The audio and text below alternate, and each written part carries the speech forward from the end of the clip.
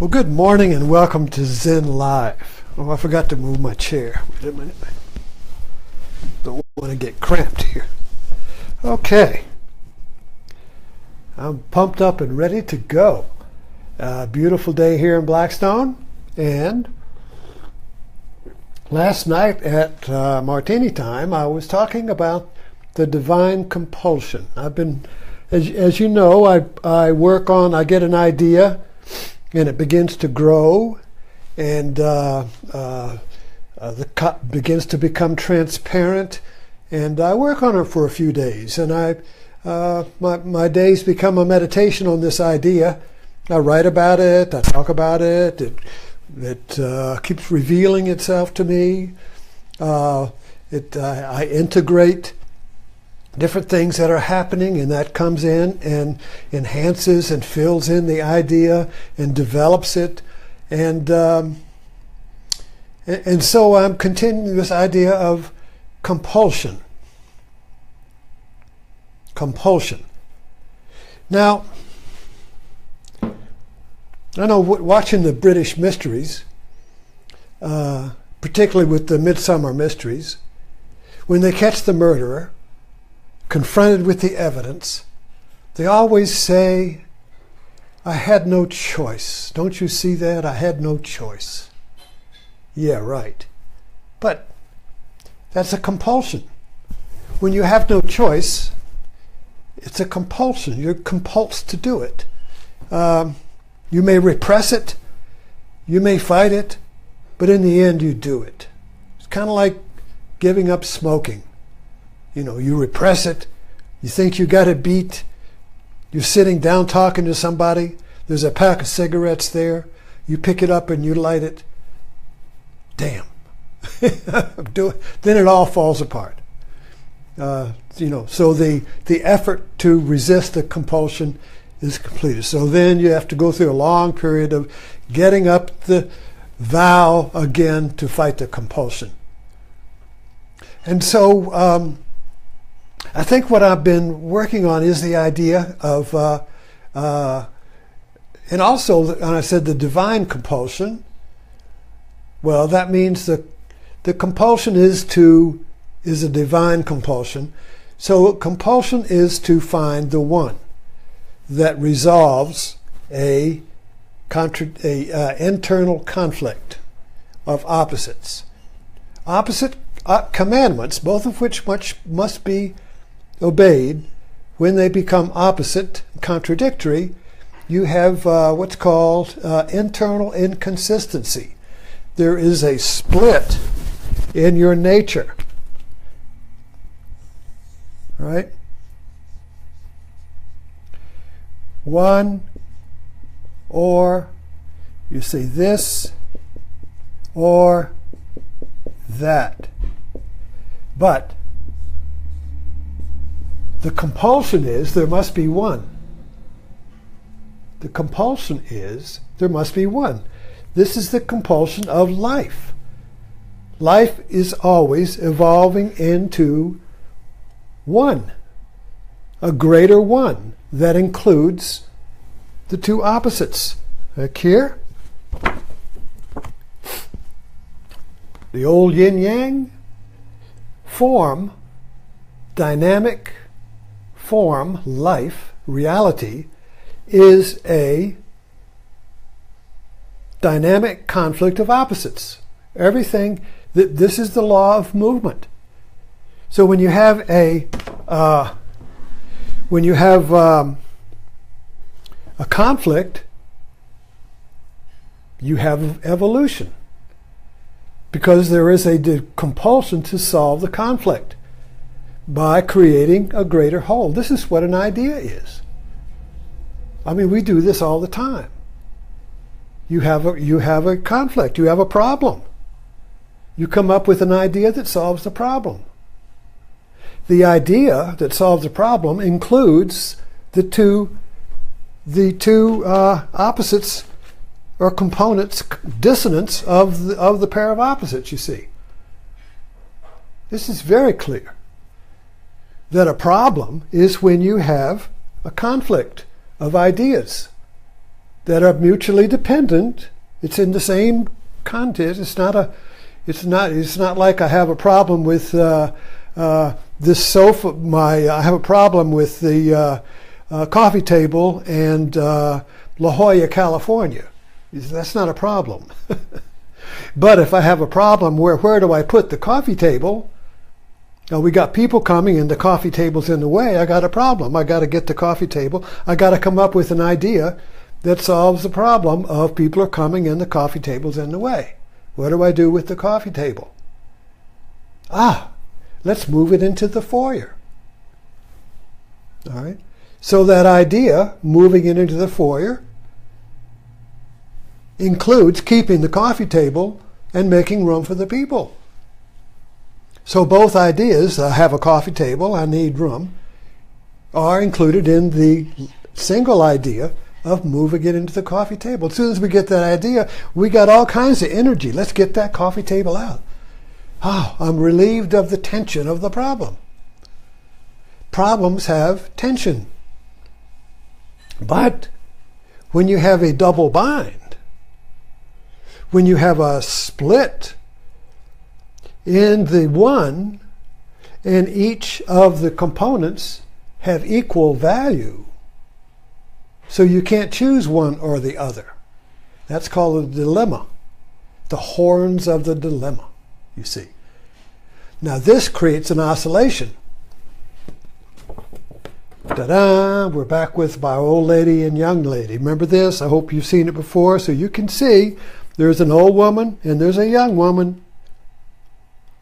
Now, which is the picture? What is the one? Is this a picture of an old woman? Or is this a picture of a young woman? Now, which is it? You have to choose. But you can't. Because if you look at the old woman, the young woman will appear. And if you stare at the young woman, the old woman will appear. And it begins to oscillate. Wah, wah, wah, wah, wah, wah, wah. You can't hold one because the other one is contradictory, but mutually dependent. Now, what do you do here, you see? Now, there is no single idea that solves the dilemma. It's wah, wah, wah, wah, wah. You can't, it can't be one. You can't repress the young woman. You can't repress the old woman. You can't, and if you change the old woman, you change the young woman. They are mutually dependent. But there must be one. Which is it, you see? There must be one. So this must be one, let there be one, is the divine commandment. So, so then I would make the leap to say, everyone is seeking God. Everyone has the compulsion to find God. Even Hitler. Everyone is because life is one. The cosmos is one. So if we say God is one, in which we always do, but we think about God being something that is one, but if you eliminate the something and just say God is the one, and even eliminate the one, because one is a word, you see, we believe our words are reality. So if I say God is one, okay, God is one, but then one is a word that I believe is God. Well, one is just a symbol. That's not God. That is O-N-E. That's an idea. That's not the one. So the one is transcendent. The one is always transcendent. It's a dynamic one. We are always seeking the one that has no second. The one that has no second. That's the definition of God. But if you don't focus on the idea of God, and like in Stephen Colbert, where you have this old guy with a beard up there in the ceiling of the theater, you see, or God on the Sistine Chapel, if you just eliminate that, because that's not the one, you see, that is a one among many. So the one is the one that includes all the many. But yet the one does not exist as a one, because if you say it exists as a one, well then there is something that is not one. So as soon as you say something exists, there is also that. There is this, but there is that, you see. So anything that comes into existence has a second. Anything that comes into existence as form, this just comes into existence. This is the one cup I love. Well, there are other cups, you see. This cannot exist unless it exists as the many. But the one that has no second is the one we're talking about. Let there be that one. But that one is always transcendent. So it's always we're moving towards it. And as soon as we have it, we have lost it. So it's a dynamic one. And so that is the one that everyone is compulsively, that is the divine compulsion. And then I could switch compulsion and say commandment, the divine commandment. Let there be one. All right, so how do we get into, all right, say compulsion? And I talked about this last night, I think, but using Spotlight as an example. Spotlight was the movie about the Boston Globe reporters who revealed the pedophilia of the Catholic Church in Boston. Now, there was a compulsion in the Catholic Church for pedophilia. Sex with little boys, with boys. Not little, but just young people, boys. All right, there was a compulsion. There's a sex prison here in Nottoway, 10 miles from here. It looks like a Gitmo. It's full of sexual offenders who have completed their sentence, but now they're put in this Gitmo because they're not quite ready for prime time. They have a compulsion. They have a compulsion, you see. So they put them into this, I call it Gitmo, it's Gitmo time. So it's kind of like and I taught a class there, meditation once, and they said, you know, this is worse than prison because we don't know when we're getting out. In prison, you know when you're getting out. No, I got, you know, there's a time. But here, there's no time. They're just there. There's no end. There's no way to get out. And how do you know when a compulsion is not going to be triggered? See, you think the compulsion is gone. And so one day, somebody's out there and sees something, yada, yada. It's like smoking. You think you quit. And you're sitting down there at some bar or something, and you're talking and you're relaxed, and somebody puts a cigarette there and you pick it up and smoke. The compulsion came back. You see, so, you know, this, so I really am interested in looking at the dynamics of the compulsion and the divine. How is it the compulsion a misplaced desire for God? I think that's my thesis here, is that compulsions are misplaced desire, misplaced or imperfect ways of fulfilling the commandment of let there be one. So, okay, so we've got here a situation where we have a split or a double bind. Double bind is a lose-lose situation. We're in one right now with Korea. Lose-lose. Whatever you do, you lose. Now this, whatever you do, you lose. This is like here. Pick one. Which one is, you got to be one. Now which is it? But whichever one you pick, you lose. You're wrong. That is the classic Zen cone. A Zen cone is, if you say this is a cup, you're wrong. If you say it isn't a cup, you're wrong. Now which is it?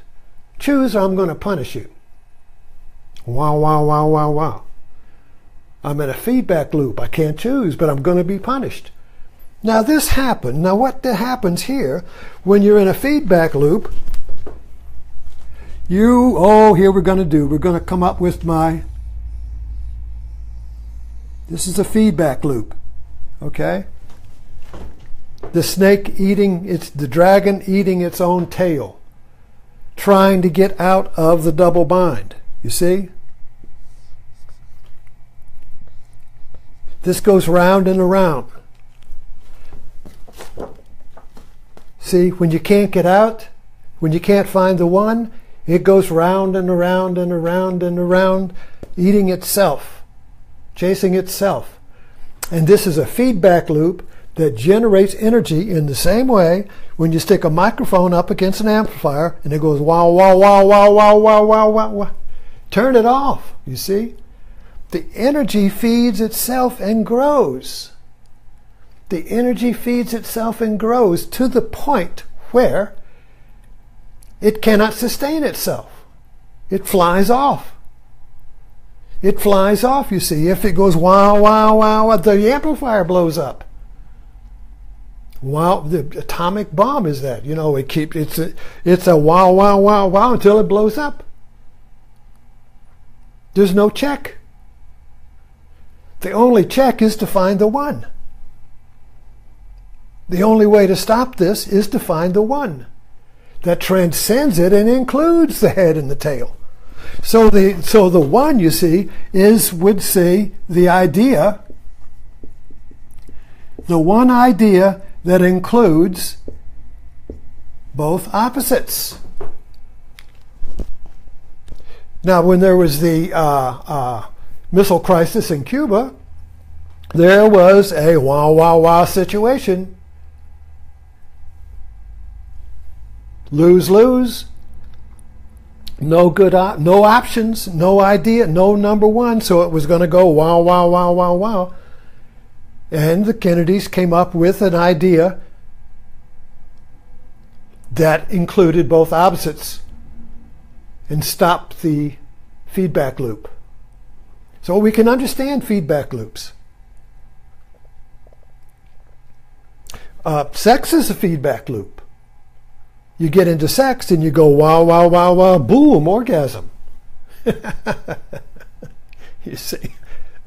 So this wow, wow, wow, boom is either going to go to self-destruction, boom, shoot myself.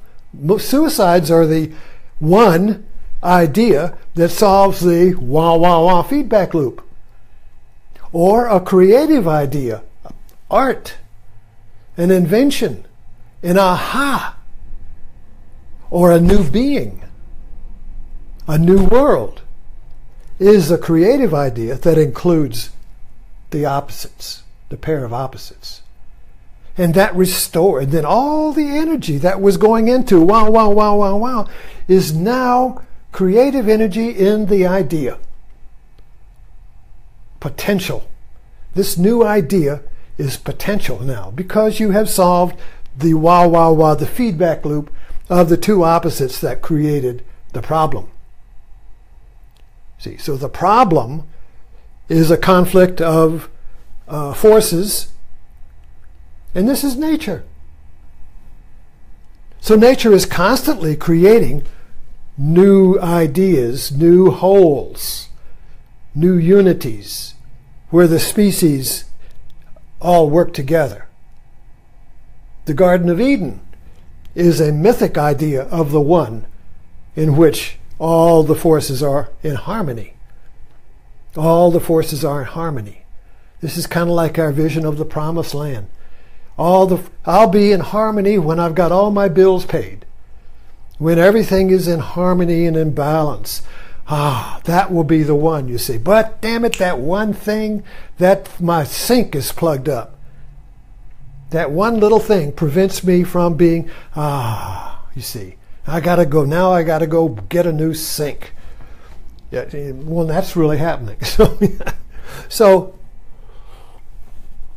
there's always something that destroys the Garden of Eden. There's always something that destroys the one. So I got to come up with a new idea.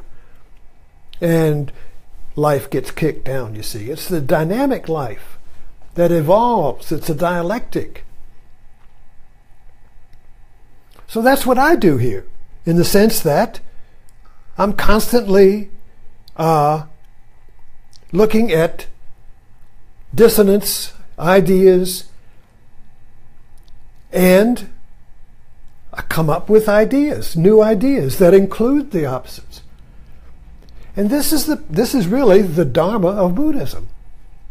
Because when you start applying this to your own world, you liberate yourself from the tyranny of the conflict of opposites and the double binds. So, getting back to a compulsion, or getting back, let's go back to the spotlight, because that's a good example of a compulsion, a perversion, a sex perversion. Now, remember, I'm just using this as an example, so I don't want to get into, well, why are you defending the priests and all that? They're, they go to hell and all that. I'm not getting into that. We're trying to understand how a compulsion works to solve the double bind of the one that cannot be one, because it's got two opposite, contradictory halves, you see. So what's the contradiction in the Catholic Church? All right, this is not an objective problem, it's a subjective problem. The individual priest. So he's a human being, and human beings are sexual. There is a sexual compulsion in all life. There's a sexual compulsion, and the sexual compulsion is to solve you got the male and you got the female, and the compulsion is to solve the tension. So the sex act solves the tension between the opposites, male and female. You see that? This is the compulsion of sex. There's this natural tension between the two poles of male and female, which are the polarity of the whole life. Life is a polarity of male and female. So it creates this wow, wow, wow, wow, wow. And the way to ease the tension, to release the tension, is to have sex. Okay. So the Catholic Church comes along and says, okay, so there's this natural tension of flesh, you see, but you're a priest. You are a son of the one. So you can't have sex. You're going to be celibate. You're going to transcend the male-female polarity in yourself, you see, like God. Now you transcend the polarity, you see. So the vocation of being a priest means that you don't have sex. You have to repress it. It's there. So how do you get out of it, you see? Well, most have to repress it. So what happens when you repress it? You still got the tension. So there is a tension between vocation, I'm a priest, and the tension of life, which wants to resolve the tension of male-female, or the sexual polarity. Doesn't have to be male-female, it's a sexual polarity through sex. So what happened was that there has to be a single idea that resolves the conflict and keeps both parts. How can I be both a human being and have sex, or resolve the tension of sex, and be a priest, which has no sex? So how can I have sex and not have sex simultaneously? How can I be the old woman and the young woman at the same time? How can I be the yin and the yang at the same time? You see? What is this? This is intolerable. This wah, wah, wah, wah feedback loop. It reaches a point where it explodes It reaches a point where you have to do something crazy. A crazy idea, a mad leap, avatar. You have to jump on the last shadow. An insane act, you see.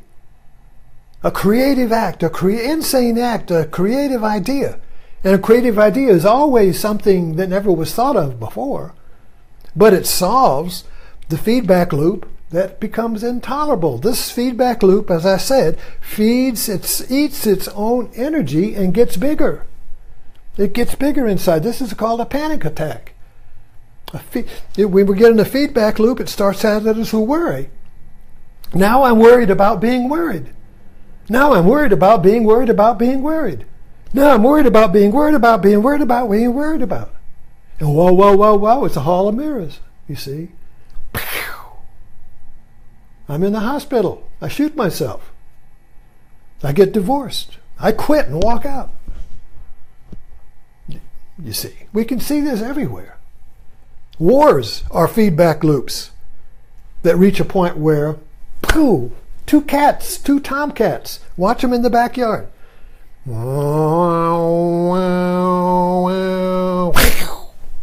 At some point, if one of them doesn't blink and walk away, the tension's going to reach a point where they just leap at each other.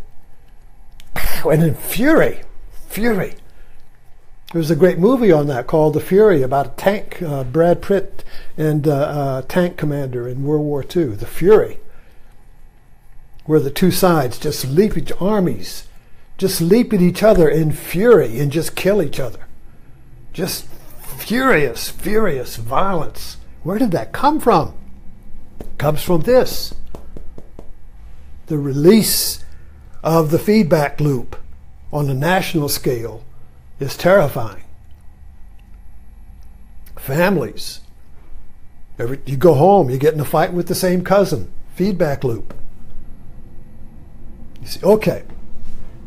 So I got to pull this together here. So the idea we're working on here is that when the feedback loop is created between two commandments, that both of which cannot be obeyed at the same time, I can't be celibate and have sex simultaneously, but I must, I create a compulsion, a ritual compulsion. So this priest in the movie was, when confronted by a reporter, he said, well, he'd been kicked out. And he just very honestly said, well, it wasn't a sin because I didn't take pleasure in it. So we don't take pleasure. It's something that we do that is a ritual compulsion, is not done for pleasure. So in his rationalization, I didn't commit a sin, but it was a divine compulsion because having sex with a boy was an idea, a ritual idea that relieved the tension of the feedback loop in the impossible commandment to be one when I can't be one, you see?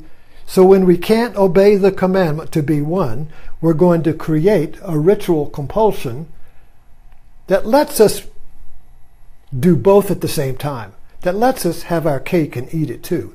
So the ritual compulsion of the priest is that by having sex with boys, he gets to be celibate. No, I'm not having sex with women.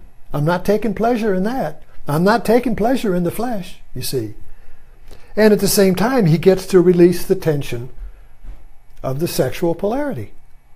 He gets both. He gets to have his cake and eat it too. It's like I knew a good Catholic girl who used to take it in the butt so she could keep her virginity and obey the commandment of the church. Had sex and virginity at the same time. Virginity is a kind of celibacy, isn't it? Isn't virginity remaining above sex, pure, you see? So virginity is kind of like being a celibate priest. Can't have sex. So how do you thread that needle? So anyway, isn't this interesting? I find this fascinating. I just love it because it It is applied dharma, applied truth to my everyday life, because I've got plenty of little compulsions. My life has been a compulsion. All of our lives have been a compulsion. I used to work in institutions for the retarded. And my compulsion was, I would be in this institution, and I would start becoming creative, and I would have all these new ideas, writing manuals and doing all this creative stuff. But it didn't fit with the institution. It didn't fit with the manager. So there would be my creativity and the institutional patterns. You either fit in or you get out. So my compulsion was to create a situation where I could be creative, but at the same time, it didn't fit, so I got rejected. So what's the secret pleasure? See, all compulsions, this is important, have a secret pleasure. A secret. Unconscious, but slightly conscious. Like if you catch somebody in their compulsion and you catch them with their hand in the cookie jar, there'll be a little bit of a smile. They may not be conscious of it, but there's a little smile you can see where they know there is a secret pleasure. They know why they did it. They know why they did it, you see. So the secret pleasure for me was that I got to be me I got to be one, I got to be the one, the unique me, by getting kicked out of the institutions, by not fitting in. By not fitting in and obeying the rules of the institution and complying with the institutional regulations, by not fitting in, by not obeying, I got to be the unique one. And the only way to be the unique one was to be uniquely out. So I was able to go away with feeling uniquely one. I didn't give in. I was me. But the end result was I didn't have a job. But it was a compulsion, looking back on it, because it happened over and over again. I bet I got kicked out of 5 institutions. I even got kicked out of Presbyterian Seminary. So the compulsion creates the world in which it's fulfilled. Why is that? Because the compulsion is a divine compulsion. We create the world we live in through the compulsions that are half conscious and half unconscious. They are not fully conscious. Otherwise, we wouldn't do it. Because the compulsion creates a replica of the very problem we're trying to escape. The compulsion creates a new world. We think, aha! But it turns out to be the same one we just left. So we just keep kicking this yin-yang down the road in new forms. And the compulsion is what kicks it. But it's not conscious. Anyway, let's stop there. And maybe we'll pick this up tonight, because I really like this topic. It has a lot of meaning for me. I just saw something in my own life. I just shared it here right now. I saw the compulsion that created my job history of working in maybe 5 different jobs with working with the retarded, and all of them ended the same way. Thank you. I'll see you this evening.